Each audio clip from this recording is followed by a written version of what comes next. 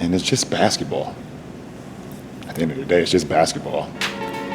Like and subscribe. Like and subscribe. Like and subscribe on the way in the door, my people. I hope you all are having a truly fantastic day today. Thank you all who continue to support the channel. You all are greatly appreciated, and we will get to super thanks either later today or tomorrow. But definitely want to thank you all who continue to support the channel and who've been longtime supporters and the new supporters. Thank you all very, very much. You see the title of the video. Kevin Durant, who I like to call LeBron James Jr., is still sensitive about his time at Golden State. And apparently, I guess yesterday or so, Keyshawn Johnson, along with Paul Pierce and Skip Bayless, made a comment basically saying that he thought that if they inserted Paul Pierce into that same situation, you know, with the 73-9 Warriors, that the outcome would be the same, you know.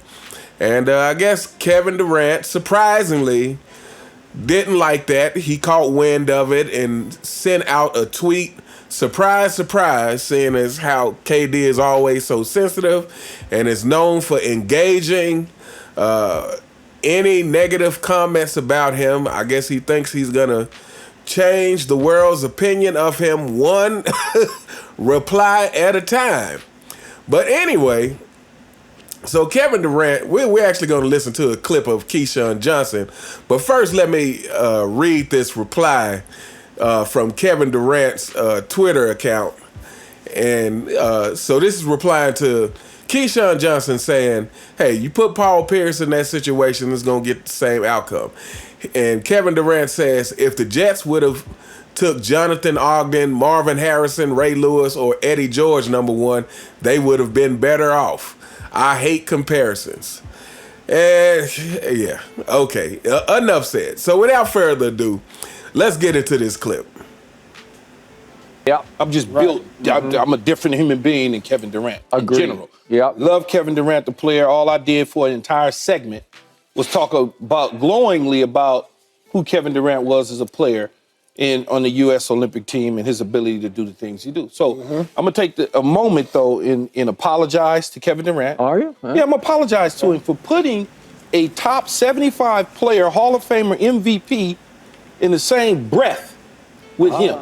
I'm gonna apologize. I'm gonna apologize. Right. I'm sorry that I put Paul Pierce, his name aligned with his name. I'm sorry. Okay. Okay? Yeah. And maybe the Jets should have drafted one of those guys. But guess what? They didn't. They drafted me. But maybe they should have. And I could have gone to the Dallas Cowboys and played along Michael and Alvin Harper and Emmitt Smith and Nate Newton and the late Larry Allen and Troy Aikman and Deion Sanders and Charles Haley and Darren Woodson and Kevin Smith. You got him. And I might have multiple rings because I joined a team that was already rolling. Real facts, real talk. Man. Let's get down to the meat and potato of all this though.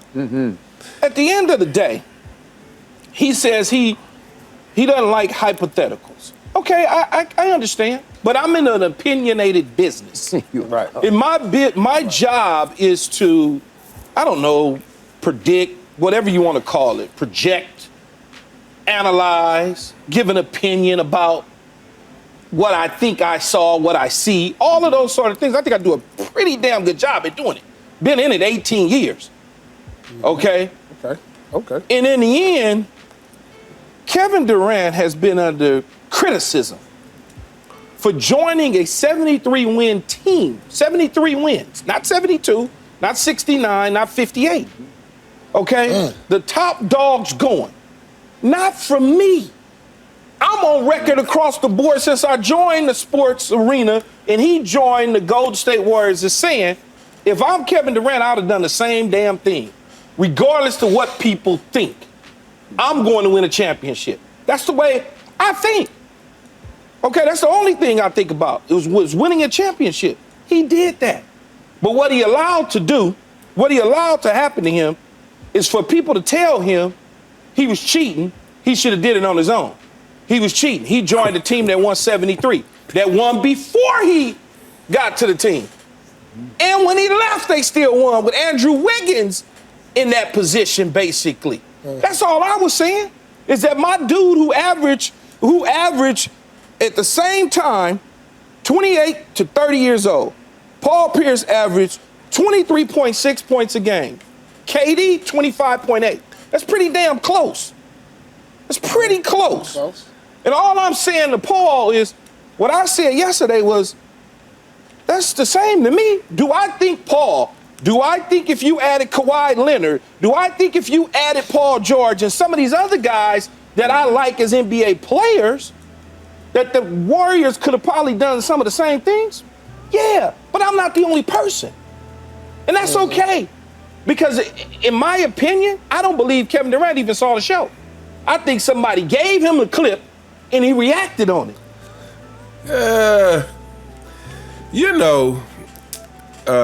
I really wanted to like Kevin Durant. I feel like I tried for a long time just to like him generally, not just as a player. I wanted to like Kevin Durant because I respected some things about his game. Obviously he's one of the most talented scorers, talented weapons that we've seen in NBA history. Now, again, I don't put him definitely among the probably top 20 greats, because Kevin Durant is not a leader. To me, Kevin Durant is not an alpha. To me, he's not someone who you could actually get to lead a team alone by himself. But I really wanted to like him because I'm sure you all know Kevin Durant is a fan of Michael Jordan. To me, when I watch Kevin Durant play, I can tell that he has studied Michael Jordan extensively, and I appreciate that part about Kevin Durant. But it's hard to like somebody who just can't take responsibility for what they do. When you have done no wrong, you don't feel the need to defend yourself.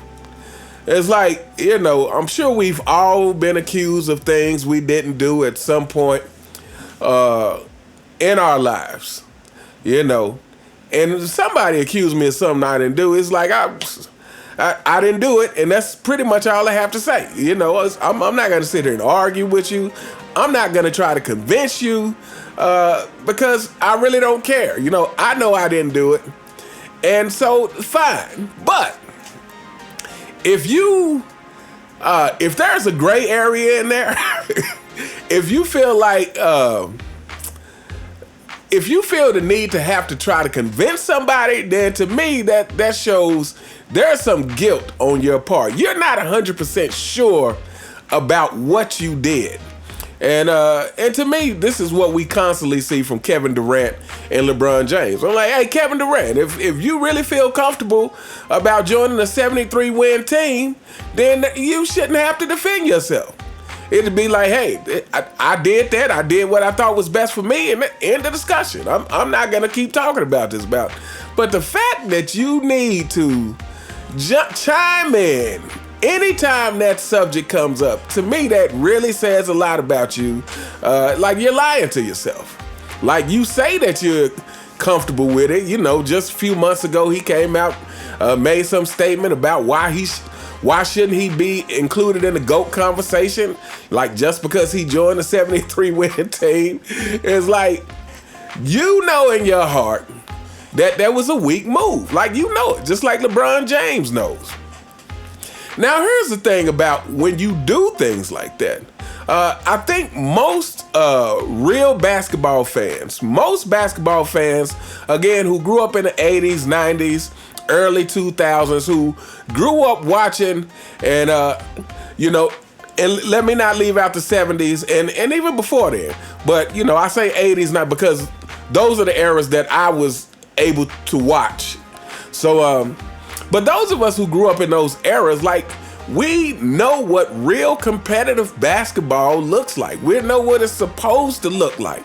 And so when you do move like LeBron James going to Miami. Again, we recently found out that they were actually trying to put together a big four. That just sounds so ridiculous to say. They were trying to put together a big four. Or when you do something like Kevin Durant and join a team that had already won a championship, that just won 73 games, you know, that is a weak move. That is an uncompetitive move that shows your heart and mindset as a competitor and shows that you're just really not a competitor like that. You know, you just want the ring. Again, you know, it's kind of like a lot of women today who they just want the wedding. They're not really interested in love and finding somebody like that. They want the wedding. Like, the wedding is what they are actually seeking. It's not actually to find someone to be with for the rest of their life like the wedding is supposed to be about. So, yeah, it's like people like KD and a lot of people in this current generation, they just want the rings. They just want the accolades because they think that is what makes them. But no, KD, LeBron James, like, it is not the accolade that makes you. It is how you got the accolade that makes you. And here's the thing. When you do things like that, when you take a shortcut like that, here's what happens. And here's really, fanboys, you guys need to pay attention to this. Because, again, you know, you guys are, you know, what can we say? But anyway, here's what you guys need to pay attention. So when you go and join other superstars, you leave the door open for comments like Keyshawn Johnson made. For comments to say, hey, well, you could have inserted Paul Pierce into that scenario and they still would have had the same outcome. And that is facts. When you go join super teams like LeBron James did with Miami, you leave the door open for people to say, hey, well, you could have inserted Melo for Bron, and guess what? They probably wouldn't have lost 2011. They probably would actually have more championships had you inserted Melo for Bron. But this is what happens when you take shortcuts. It's like you allow these conversations to take place, and these conversations are valid. Because if you already got a team with, imagine Melo in Bron's place on that Miami Heat team. First of all, you got somebody who's a better scorer than LeBron James, who has a much deeper bag than LeBron James. You let Dwayne Wade actually lead the team, who's a better leader than LeBron James, who is better at setting the tone than LeBron James. So you got Dwayne Wade leading, and you got Melo and Bosh. To me, they win more than 2 championships. To me, they don't lose that because Dwayne Wade and Bosh did their job in 2011.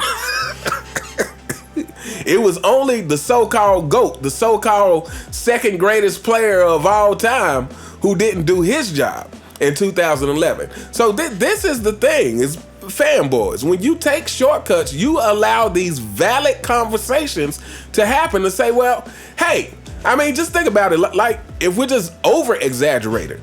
Oh, because don't forget they tried to recruit Chris Paul at some point too. So, just for instance, say you got a team with LeBron James, Chris Paul, Melo, Wade, Bosh. Just throw in some other people. Let's throw Anthony Davis on the team. Let's throw Anthony Davis on. Let's throw Luka on the team. But let's say you wind up with a team with all these players. Like, at this point, all of these players become expendable, right? You can substitute out any one of these players for another great player, and it's the same outcome. Because you have so much firepower on the team that you become expendable as a superstar. Like, you're really not a superstar anymore. Like, you're just another player on that team. And this is what happens when you take shortcuts. KD, this is what happens. This is why Keyshawn Johnson was able to say, hey, yeah, you insert Paul Pierce or a number of players on that team and you get the same outcome. And more than likely, it is facts. It is facts. You make yourself unspecial when you try to go join the other special people. If you're in a room full of special people, you're no longer special.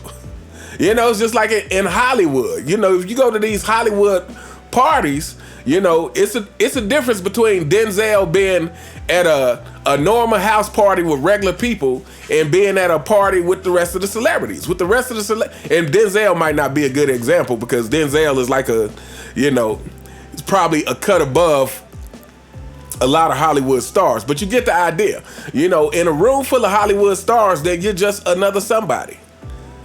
You know, so this is the same thing that's applied to the superstars in the NBA, fanboys. This is what we keep trying to explain to you. Like, you make yourself, you diminish your legacy. You diminish your importance for the success when you go and join players who are as great as you are. Especially when that's your choice. The argument can be made, even like I said, there's always been teams with a super talented roster. You know, going back to Bill Russell, this is one of the arguments you can make for Michael Jordan above Bill Russell. This is one of the arguments that is made, you know, is that Bill Russell had a team, you know, pretty much full of Hall of Famers. Michael Jordan had one other All-Star. And won 6-0 with one other All-Star. You know, and not only was it the fact that Bill Russell had this team, is that most teams in the league didn't have that degree of talent on it at that time. So yeah, this is always an argument. And then so when you as a player choose to do this, when you make the choice, you know, of your own will to say, I want to go join the competition, I want to go join the players that are on my level, then you make yourself no longer special. You're not special anymore. And you are, you know, you're replaceable. You can trade anybody in and out of that mix and still get the same result. So, you know, like I said, this KD and all these superstars, KD and LeBron James, like, if you don't win it the right way, you're going to always feel the need to defend yourself. You know, because the reality of it is you know that you cheated the game. You know you took a shortcut. Like, this is why it bothers you so bad, because you're already bothered, and you know that you will never, ever get the credit of superstars who let it happen naturally, of superstars who just worked within their circumstances. Like, you will never get that same credit. But anyway, we are gonna hold up here. Let me know what you guys think in the comments. What did you think of what Keyshawn Johnson said about, you know, subbing in Paul Pierce and getting the same outcome? Do you think that's the case? Or do you think only KD could have made that team a champion after they had already won and they coming off a 73-win season? Anyway, let me know what you guys think in the comments. You all have a truly fantastic day, and I'll see you next time. All right.